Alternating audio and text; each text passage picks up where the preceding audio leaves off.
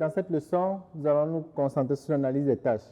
Alors, précédemment, nous avons parlé du parcours client, la cartographie du parcours, qui se concentre sur les interactions que l'utilisateur a avec la marque. L'analyse des tâches se concentre sur les tâches que l'utilisateur fait quand il utilise un logiciel bien précis. Donc là, on est déjà sur l'interface utilisateur. On n'est plus sur toute l'expérience. On est sur une interface bien précise, sur un système bien précis. Et on va se demander, quand l'utilisateur vient utiliser ce logiciel, quelles sont les tâches qu'il va accomplir? Donc, si nous revenons sur notre exemple de l'agence de voyage, imaginez donc que la première étape de Booking, elle a mis en place un site web. La question qu'on doit se poser, c'est quand l'utilisateur vient sur ce site web, qu'est-ce qu'il vient accomplir sur ce site web?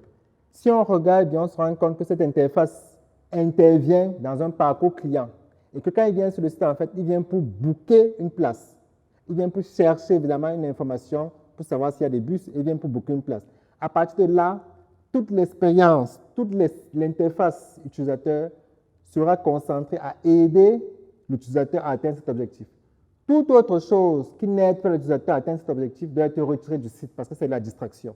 Donc, c'est cette notion aussi qui n'est pas souvent très bien perçue, où on se rend compte qu'on a des sites où il y a tellement de choses et à la fin de la journée, on ne sait pas qu'est-ce qui est important, qu'est-ce qui n'est pas important. Mais lorsqu'on sait très bien, on identifie, lorsqu'on fait cette analyse des tâches, et on identifie clairement les tâches que l'utilisateur vient réaliser, on arrive à faire un bon design. Donc, connaître la tâche que l'utilisateur vient faire permet donc de structurer l'interface utilisateur du point de vue de l'utilisateur, de telle sorte que quand il arrive sur le site, il comprend effectivement comment il doit réaliser ce qu'il a réalisé.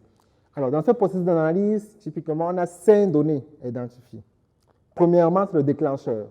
Le déclencheur, c'est qu'est-ce qui invite les utilisateurs à démarrer la tâche. Quand je viens sur le site, qu'est-ce qui m'a motivé à venir sur le site? Dans le cas de notre agence de voyage, par exemple, c'est je veux voyager, je veux booker un billet, je suis à Douala, je veux aller à Yaoundé. C'est ça qui m'amène sur le site. Deuxièmement, résultat souhaité. Le résultat souhaité, c'est comment les utilisateurs sauront-ils que la tâche est terminée.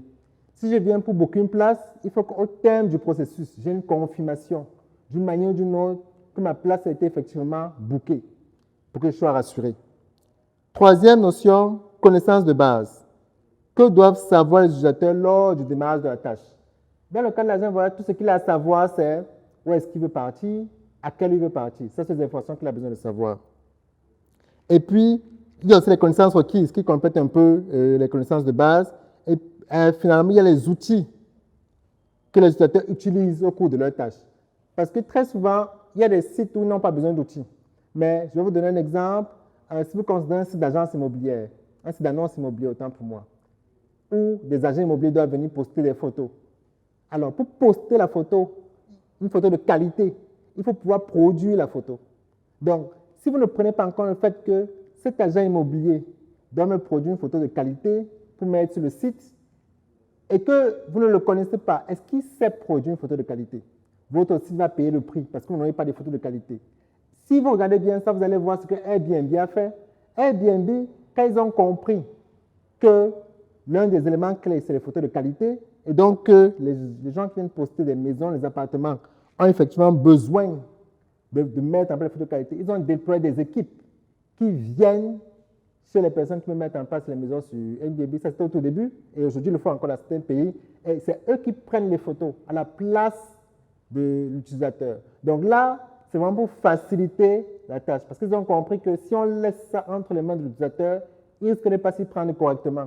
Or, c'est un point clé de l'expérience. Donc, dans leur interface qu'ils ont fait leur analyse, ils ont compris que c'est une information importante que l'utilisateur doit avoir. Il doit avoir un bon outil pour prendre les photos, donc typiquement un très bon appareil photo. Et éventuellement, il doit aussi avoir un bon logiciel de traitement pour pouvoir traiter la photo pour qu'elle soit jolie sur le site.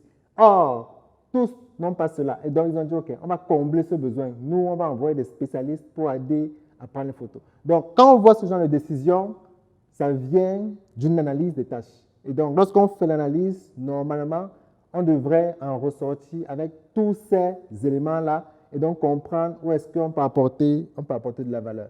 Donc, merci. Donc, ça, c'est l'analyse des tâches qui se concentre donc sur l'interface utilisateur et pour comprendre quelles sont les tâches clairement que l'utilisateur vient faire et donc comprendre l'état d'esprit dans lequel l'utilisateur est, quelles sont les informations dont il aura besoin et quelles sont ses attentes lorsqu'il vient sur le site. C'est ça, c'est très important parce que très souvent, on utilise un site, mais à la fin, Après avoir passé quelques minutes sur le site, on ne sait plus pourquoi on est venu sur le site. Parce qu'il y avait tellement d'autres choses qui nous ont distraits.